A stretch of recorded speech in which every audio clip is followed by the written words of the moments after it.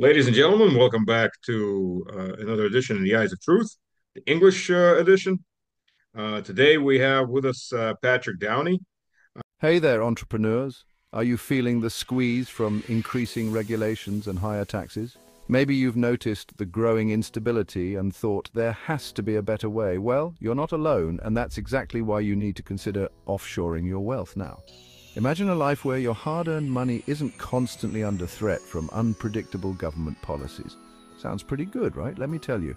It's not just a dream, it's a smart strategy. Here at Exit Strategy, we specialize in helping entrepreneurs like you protect and grow their wealth. We navigate the complex world of international finance so you don't have to, from setting up offshore accounts to advising on the best countries with favorable tax laws. We've got you covered. Now, I know what you're thinking.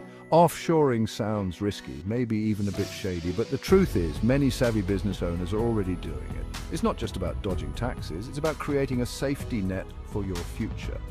Imagine diversifying your assets across multiple jurisdictions. When one country faces economic downturns, your wealth remains secure.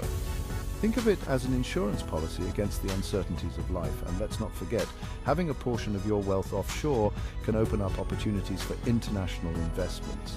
You're no longer limited by the economic climate of a single country.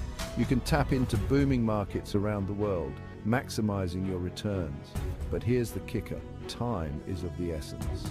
With increasing global scrutiny and tightening regulations, the window for easy offshoring is closing fast. The sooner you act, the better positioned you'll be. So why wait? Protect your wealth, secure your future, and explore new opportunities with Exit Strategy. Don't let the rising dangers in the US economy catch you off guard. Reach out to us today and take the first step towards financial freedom. Because when it comes to your wealth, playing it safe is the riskiest move of all. Thanks for watching, and remember, your future starts with the decisions you make today.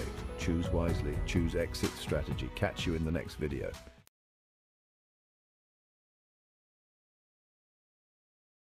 He is a podcaster out of Ireland with an intense interest in Russia. He's done quite a few videos. For those who may have seen him, we're going to be discussing how he came to be tied with Russia and about the situation in Ireland also, which is, as far as I've been reading, is quite volatile at the moment for Yeah, various reasons, just like in all of Western Europe. So, for Patrick, sure. welcome to the show. For sure. Thanks very much, Stas. Nice to be on. Nice to be invited. Thank you. Oh, yeah. So don't yell. Forgot to pull down the microphone. So it, for better sound. So Patrick, tell us a bit about yourself and how you came to be associated with Russia and what you do. Yeah. Well, I suppose my biggest association with Russia now is my wife, of course, Svetlana. Um, she lives in the Moscow suburbs. We're married just over a year now. Hmm. We're together since 2018. So, but we know each other, I think, going back to about 2008, 2009 through Facebook. And it was kind of through my interest in all things Russian, especially sports like track and Hmm. field and MMA. And Svetlana was curious as to why an Irish guy knew so much about this. And I say, well, I've always followed the best, you know. So like my my favorite athletes, kind of, I got big interest in the Olympics, and I would follow Asinbayeva, Chicharova, um, even Sergei Bubka. That Hmm. was like Soviet Union times, but yeah, and then like MMA fighters like Fedor Emelianenko. So He's a legend. uh, yeah, absolutely, and he's such a humble man as well into Oh the yeah, bargain. yeah. You know, he's so unassuming, and he's like the epiphany of sort of your consummate Russian. You know, he's very patriotic. But at the same time, he keeps, you know, this kind of quiet calm about him. Like nothing phases him, and I like that. I like that about the Russians. You know, they don't. there's no falseness there. There's no I they don't laugh or smile when there's nothing to laugh or smile about. And then, you know, when it's time to be serious, they're serious. When it's time to party, nobody parties like as hard as the Russians. Well, I don't know. Uh, Irish. I had an Irish girlfriend in college. I don't know, man. Irish give anybody a run for their money. it could be a close call. It could be a close call between us. But She yeah, scared me. She scared me a lot. yeah. Well, I don't know. Like I've never found Svetlana intimidating. I suppose being introduced into the family and Mhm. among the friends was a little bit intimidating at first, especially when I had zero kind of Ruski Izik, the Mhm. no Russian language except maybe Privyet and Poka Poka, It simple always greet. starts with one word, and then it gets yeah, Yeah, the yeah, I guess. journey. But yeah, but now obviously I'm I'm picking it up. I use an app called Duolingo because Hmm. Sveta's a bit. I'm not going to say lazy about it, but she pushes me to learn more and more. But I probably get more from the app than I do from her. That's a gimme. Because I think it's because she will communicate with me in English more than I Yeah. will try to communicate with her in Russian. That's a little So yeah, secret. If you're gonna, you can't learn a second language from your better half. It doesn't work. yeah, You always got yeah. to have a teacher, and everybody I've I known who's think gone that route, they always wind up having a teacher or a tutor I because think it so. just. I think so. I think I think I can become proficient while I'm still living here, but I won't be fluent in the language until I'm actually residing in Russia. Oh So yeah, yeah, which full is immersion.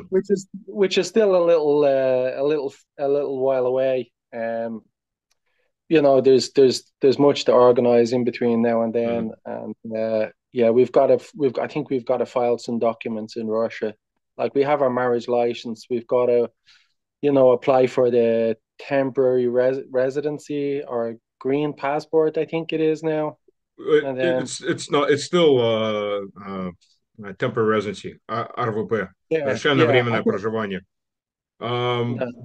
But you I can think get it's been you can get the visa for shared values visa, yeah. and come in without. Well, at the moment, I'm traveling on a family visa, so Mhm. uh, that's a visa that's open for 4 visits within a year. So Oh. it it beats going back and forward to the embassy the whole time, but Well, um, the shared but values visa is a one-way visa. It's for people who are going to be filing for residency.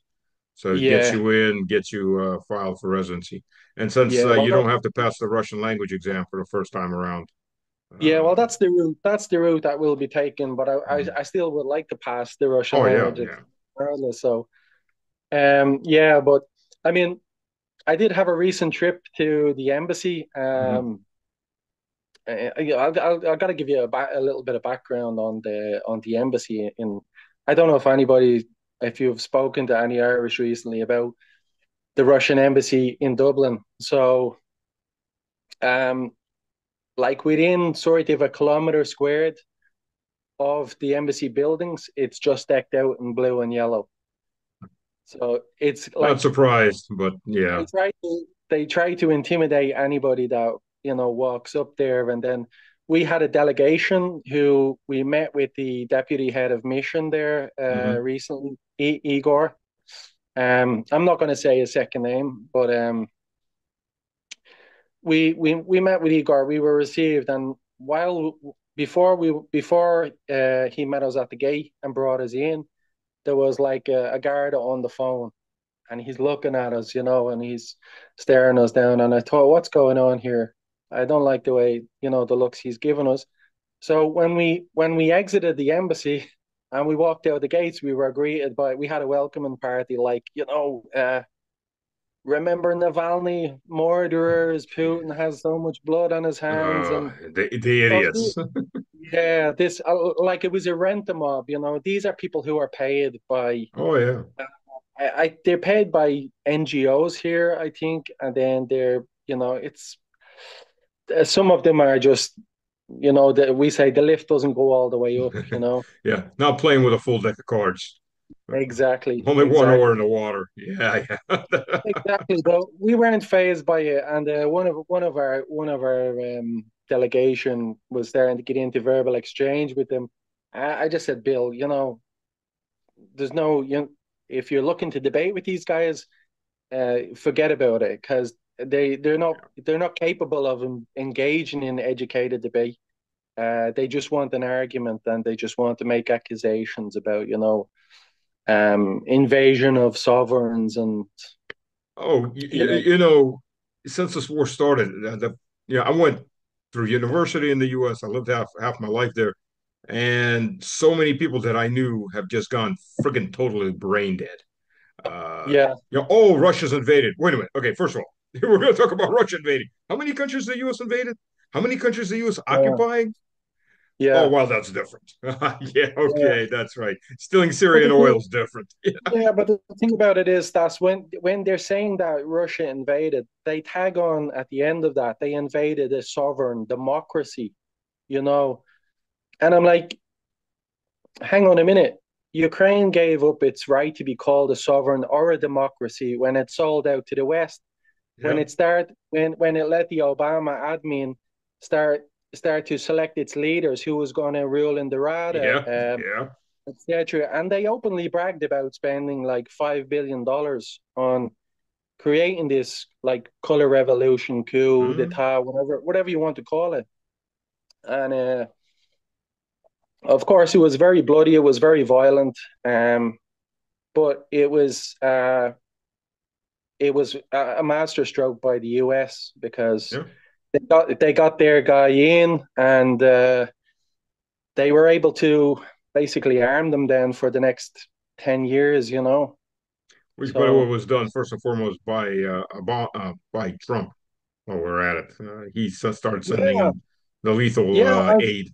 Look, I don't know why I was more comfortable with Trump being the new president elect than Harris.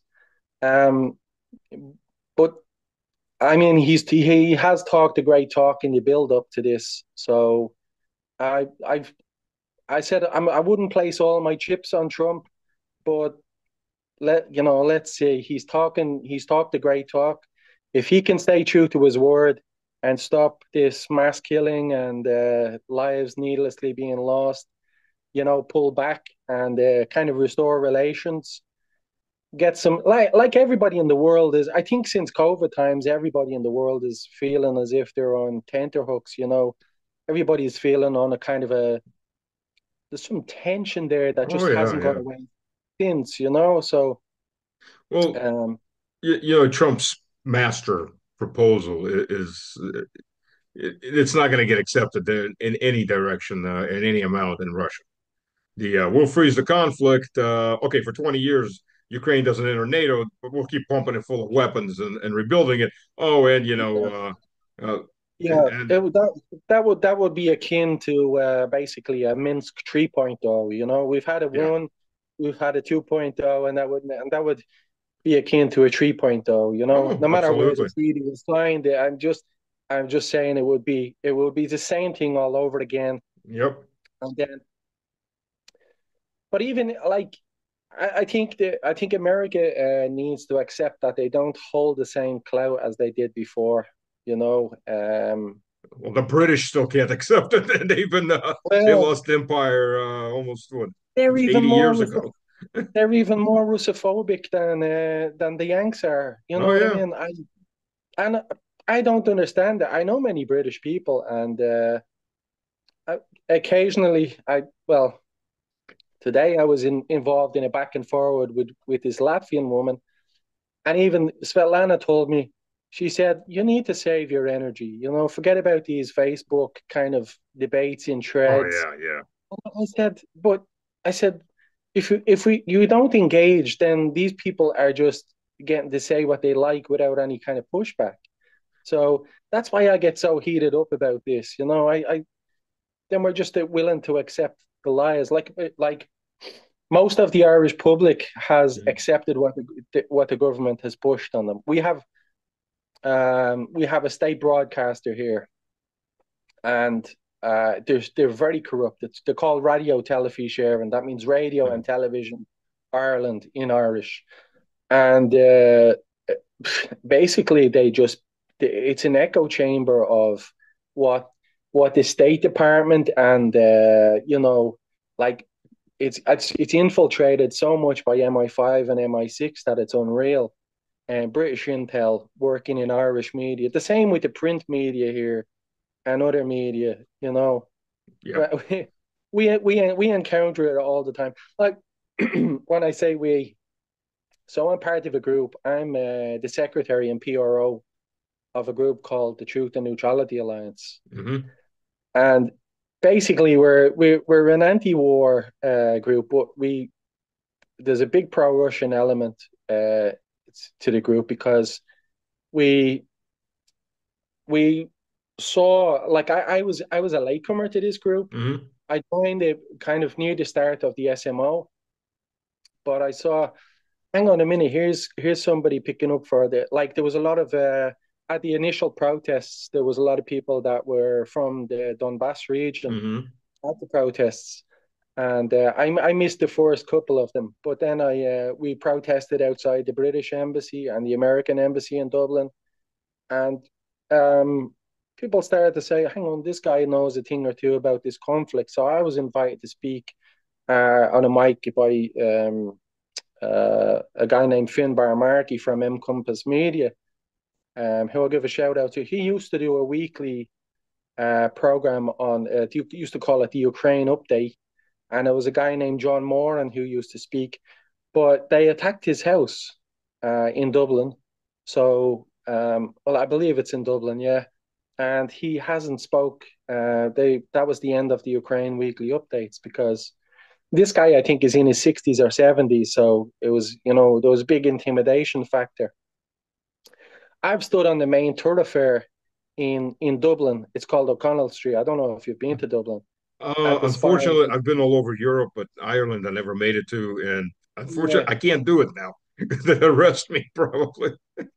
No, I'm not so sure that they can. I mean, if that was the case, then I would be arrested for taking the stance that I have. But having said that, we are monitored. Our protests, we've got special detective units now. We did recently. We were in County Cavan, so I think it's like about 150 kilometers outside of Dublin. I could be wrong on the distance, but we had it was a pro-Palestinian. We were supporting members of the Muslim community down there, and speaking about the atrocities that Israel were committing in the Middle East. And we had the special detective unit. Like, people, I was having my photograph taken. I mean, and being videoed. Like, I'm not a criminal. I have no criminal convictions. I've done nothing wrong except express my displeasure at, what's got, like, these imperialists, kind Yeah. of running amok in the world and bombing and killing who they like with impunity. So, yeah, it's just like, oh, you can't say those things out loud. You probably see what I'm wearing at the moment. Yeah, Okay. Very, yeah. So very that good. that one says God is on our side, and No. then of course I have the Russian, and of course I've got my own tricolour here, the flag, the map of Ireland in the middle of the cap. But because I am patriotic about my own country, but I don't suffer from blind patriotism.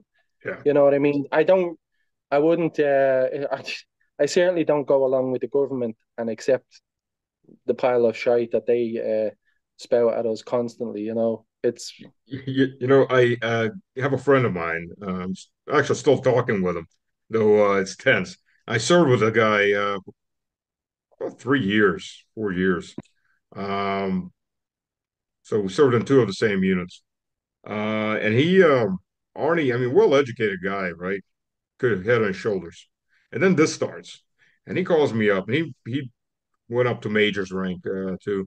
he calls me up. He's, Russia's a police state. I'm like, why is Russia a police state, Arnie? We've got like 700 registered parties. You can vote for who you want. I mean, you can if you don't like Putin, you go out in the street and yell, "I don't like Putin." Nobody's going to arrest you. It's a Yeah. police state because police states attack other countries. Like, okay, so Iraq, Syria, Afghanistan, that's Yeah. different. Yeah. And that's it. You can't get past that. That's Yeah. different. That's it. It's kind of like we had to listen to it in our media about Alexei Navalny being the main opposition in Russia. He could pull two And percent of the vote. yeah, like anyone with half a brain knows that the biggest challenge too, and they aren't really a challenge at this stage anymore, is the Communist Party that were kind Yep. of like the second place, power. Yep. So they would have some seats in the Duma, I'm sure. But I yeah, particularly liked the not these elections, but the previous elections. The communists ran as their candidate, multimillionaire. So yeah, yeah, yeah, somewhere they lost, they lost the plot. yeah. Actually, what's the situation in Georgia now at the moment? Georgia's fine. Is there still a tension there, like that things might take a turn, things might flip, or Well, there's always the threat of that, and the U.S. isn't yeah, exactly going to back off. But well, I think you saw my post from Georgia during the yeah, I did. first big Yeah, demonstration, and it wasn't a big demonstration. We saw the photos from the drones, the police drones that were hovering overhead. The opposition yeah, didn't put up any drones. Now, what they did yeah, was in the middle, they were all packed in there, and then they spread them out on the street. So from the side where I'm filming from 50 meters away, I can't really tell how close everyone is. I see a lot of people, so we're thinking, oh, maybe 7,000, max 10,000 people. And the opposition was saying 15, even though they were planning on 30. But when you look at it from the yeah, top, 6,000, and about 20% of those are foreigners. So Russian yeah. I mean, liberals, Ukrainians, Italians, I mean, just all of I Europe. believe I believe Greta Thunberg has turned up there recently, Yeah, or she plans that was to. the last protest. And that protest, if this protest first one had about 6,000, this last one had 3,000. And it took two and a Yeah, half hours and they all went home, just like the first one. they yeah. were they were out there all night. It gets cold about this time, so just all 10 o'clock, they all went home, have a beer or some Yeah, wine. I don't know why the West uses that girl to kind of like be sort of a poster girl for, she's all for climate change, and she's anti-Israel, but she's you know what I mean? She's all over the map on her politics. So You know, there's no consistency in any of her stances. So I just don't get it why they use her. there was when the fighting first started in Donetsk airport. There was a very large, well, a giant Antonov transport plane that was taken out. It Mm, was taken out by a guy one of my friends knows, a Kazakh who built a little village for his family, not too far away from there. And they were watching this plane come down. They just popped it with a couple of mortar rounds as it was landing. Well, the plane was carrying Swedish Nazis. This whole company of Swedish Nazis. And then I'd watched the interview with the leader of the Swedish Nazis. So this guy has to say, "We're coming down to join Azov to defend Ukraine from the Asian Russians, the white Ukrainians." Like, what? And after we're done there, we're gonna go fly and fight the Jews in Israel. So you're joining yeah, Azov, which is backbone and financed by what's his name, the Jewish oligarch, the Ukrainian Kolomoisky, Kolom, Kolomovsky. Thank you, Kolomovsky. So you're in Azov that's sponsored by a dual citizen with Israel, and after you're done yeah, fighting the Asian Russians, or whiter and blonder than you are, you're going to yeah. go fight the Jews in this. These guys are genetic Uh, defects. it's just, yeah. I think every hawk, well, 99% of the hawks in America are dual nationals as well, Israeli Americans, Oh yeah, yeah. and they seem to control everything, and they're so fond of war. Do these guys not see anything beyond war? Do they Well, not have a life?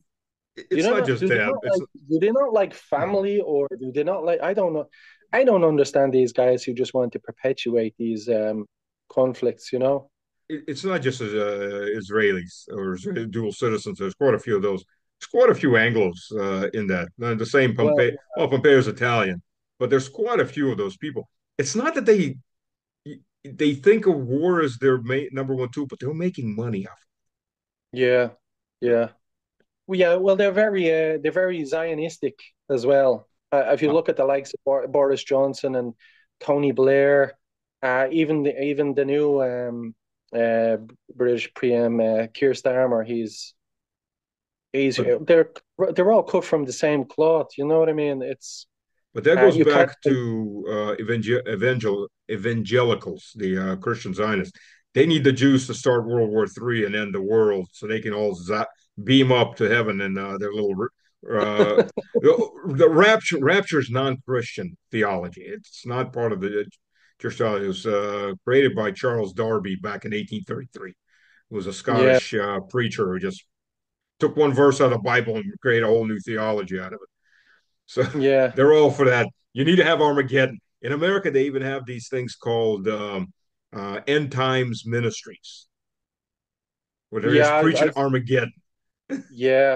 It's very, yeah. Why do these guys like? I don't know why they don't just create a news for themselves straight away if the world is that bad. You know what I mean? Oh no no I'm not no no no! I'm not advocating or encouraging that, but you know It, it's a the way they talk about it is just so morbid. But yeah, it is, but it's actually a fear of death because yeah, what they believe in is when Christ comes, and for some reason they somehow believe he's going to come twice, and the first time he's just going to beam them all away like Job. They don't get to die; they just go straight to heaven, so they don't have to die. Everybody in the rest of Christianity kind of say, yeah, before you get judged, you kind of have to die. Like it or yeah, not, that's part of the deal. But no, they believe in they're just going to teleport away, literally, just they're going to disappear. They even yeah, have in the U.S. They even have. I've known a lot of guys like this in the U.S. I lived half my life in the South, so there's quite a few of them. They even have support groups with their neighbors to let their pets out of the house after they disappear. Their damned neighbors are not going to go get teleported away.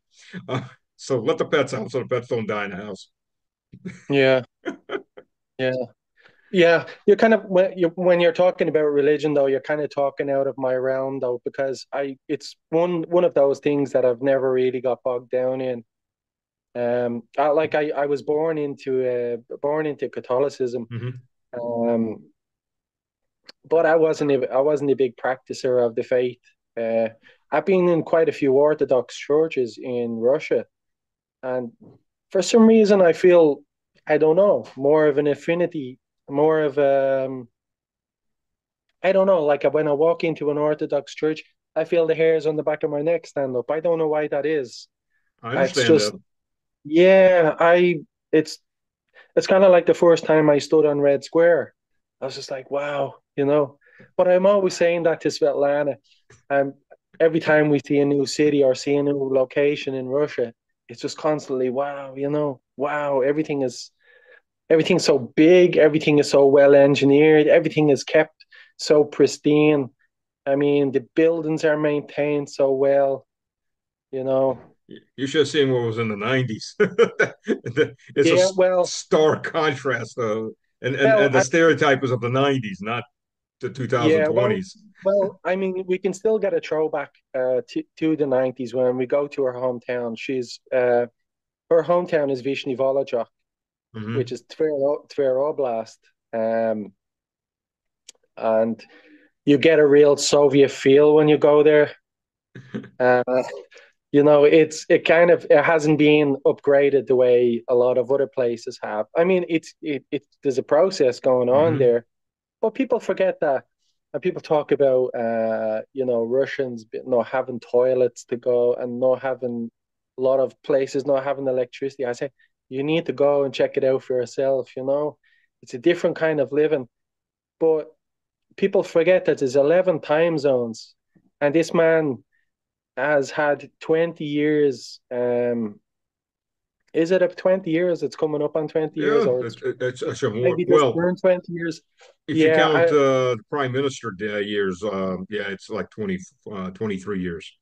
Well, it's yeah, 1999, so yeah. But there's 2024. no. I'm sure if you look at countries in the like, so you can't really compare because of the vastness, because of the Oh yeah. size, 11 time zones, and to be able to uh, upgrade the country the way he has done. If you look at like Vladivostok Oh. was like a backwater where it Mhm. just it was like a summer winter and it was extremes and Right. there was nothing there. There was nothing there. It was just village, I probably rare goats or something. Now you've got fantastic bridges, skyscrapers there as well, and just a completely. It's probably one of the more affluent cities in Russia now. Yeah, Probably my late uncle probably because built of the winter, not one of the mhm. more desirable cities to Yeah, live in. But you know, my late uncle built the bridge to Russian island. So well, yeah, I found out about that from his co-workers when we were burying him. Like, surprise. He never told well, anybody. So it yeah, was his last yeah. project. Yeah, I was recently on the Kerch Bridge, and it It doesn't was exist, a don't bit. you know? They all said it couldn't be built. It doesn't exist. Yeah, it was a little bit of a disappointment for me because when we were on the way to Crimea, we were going traveling from Kazansky train station to Simferopol. I was asleep when Uh, we crossed the bridge, and there was a woman who was up and she's recording out the window, and and Sveta was after sleeping through it as well. And I had wanted to record the bridge in daylight because we knew coming back uh, that you weren't going to be able. You would just mhm, see, the lights, and you would see the shape of the bridge, but you wouldn't be able to see kind of how massive the mhm. structure is and Oh, take it it's all massive. in. But I had it in my head, and I for some reason I didn't give it a second thought when we were traveling there because I was sleeping, and I was just thinking how what I was going to expect to find in Crimea, and but on the way back, I think more than half the train was full of troops coming off rotation. Hmm. So, then I thought to myself, geez, if ever they wanted to take the bridge out, now would be prime time to go and do it again. And so, I couldn't get the beers into me fast enough. We went to the restaurant carriage on the train, and she's Sveta's like, well, LaBeouf, go easy on the beer. And I said, I will. I'll be fine in a few minutes. But I was asking her because the soldats were coming back from the bar with like four drinks in each hand, and they were drinking like there's no tomorrow. And like They can't drink I downrange, so yeah, well, like I could understand it because you're obviously wanting to kind of block out what you've just been through.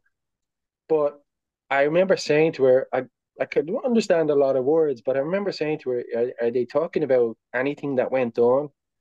And she said, no, not a word. They're talking about football, they're talking about family, they're talking about home, everything but the war. So, yep. yeah, or the SMO. But yeah, no, I was thinking to myself, that's strange, but it's not though. When you No, it's think not. about it, No, it's not. you wanna leave that behind. I suppose anybody that's been involved in any conflict or seen this is probably one of the more I've seen footage that just the mainstream won't show, through Telegram. I saw what they did in Donetsk when they brought the Russian POWs into the dairy farmyard and blew out their Yeah, legs yeah, and manned yeah. it. I thought, my God, how can human beings do that to each other? It was another close encounter I saw where a Ukrainian soldier, there's a Russian soldier wounded on the ground, and he shot him in the head, and like half his head came off. But then he didn't stop shooting until all you could see was the spinal cord sticking out of. And Yeah. I'm saying the West just refuses to acknowledge that this is going on. A lot of people think, even in Ireland, there's people that think that there is no actual war going on. I think because there's somewhere in the region of 100 to 120,000 Ukrainians uh, with refugee status here, but a lot of them are claiming payments and then going back to Ukraine for holidays. So, but obviously they're in the not affected parts. Yeah. They're also probably the ones that bought themselves freedom from being conscripted, press ganged. Yeah, yeah. Well, I did know one guy. I was working with him, a guy named Sear. He is Syrian born, but family moved to Ukraine. But Mhm. he got a disabled ticket, cost him $4,500. Yeah, And they wouldn't accept the Ukrainian currency. They wouldn't accept it. of Only course. dollars. Only dollars. So, that's how corrupt it is. Oh, it's But it's it's the most corrupted country in the world, yeah, probably. and he did have to go back. I know that he's safe because I saw him in the street there a while back in Dublin. Mhm. And I said, "You're not afraid of being, taken off the street?" Because I said, "Now they're just taking anybody." And he said, "No, I'll be fine. I'll be fine." Let me ask you this, because we've only got about 4 minutes left. How's the situation in Ireland right now with the demonstrations? Because as far as I understand, there's more or less of a popular uprising going on. Yeah, well, it's gained momentum now, and it's probably going to gain more momentum coming up to the general election here. Um, in the local elections, you had like protest votes against the government, and you had a lot of Mhm. people on council level because of. And this is not to do. Ireland is in no way a racist country. It's not to do with people coming in from war torn places. It's to do with men of fighting Oh, age I coming understand that. in with Yeah, no document. But you're not allowed to talk about this, or you're a racist, or you're labeled far right, or you could be in trouble under the new hate speech laws that the Minister for Justice has just pushed through. Although she took out some facets of the bill that she was trying to push through. So so it's because just mandatory there was execution on the there spot was for there hate was just speech. so much pushback, and I'm sure she will reintroduce it if they get voted in again. But I think they're afraid of losing hold of power here. But um, I will say in Dublin, city centre is a scary place. You really got to watch your back there now. There's a lot of, I would say, and I thought if the Department of Foreign Affairs, they made a point of going to all these countries that were synonymous in all forms of trafficking, be it Hmm. sex trafficking, human trafficking, child trafficking, counterfeit money, and like Algeria, which is a safe country. There's no war going on there. Albania, um, all these Lots of countries. heroin And trafficking in Albania so they were advertising saying we need doctors and engineers, but we got psychopaths and and machete rapists. wielding you know there's a lot of I think a lot of countries saw it as an opportunity to unleash or unburden the bill Of for their course, mental health. I think they emptied their asylums and of prisons and course. said, "There's a ticket to Ireland," Yeah, because we have a lot of people walking the streets here who are kind of have no English language, would have had no money. I would just say, how has this person navigated their way here even? You know what I mean? Because yeah. they walk up and down, and some of them are just staring at the sky. Some of them, are smiling away to themselves or talking to themselves. Some of them look unhinged. Some of them need professional mental health help. But this is the problem that we imported. So it's a pity because there's people in more need of it. We didn't take in Palestinians. We didn't take in Yemenis. These are the people with the real problems. Oh, yeah. So. Unfortunately, we're almost out of time. We've got less than a Yeah, minute. I want to thank everybody who joined us. We will have Patrick back if he's willing to come back, of course. more than willing. It's been a privilege. Thanks for having me. Thank you for joining. So everybody, thank you. And then to the next episode. And Patrick, stay safe. Stay away from the psychopaths. Oh, right. with Okay, with take with the care. Thanks. phones now, you don't know who's talking to God, who's talking to themselves.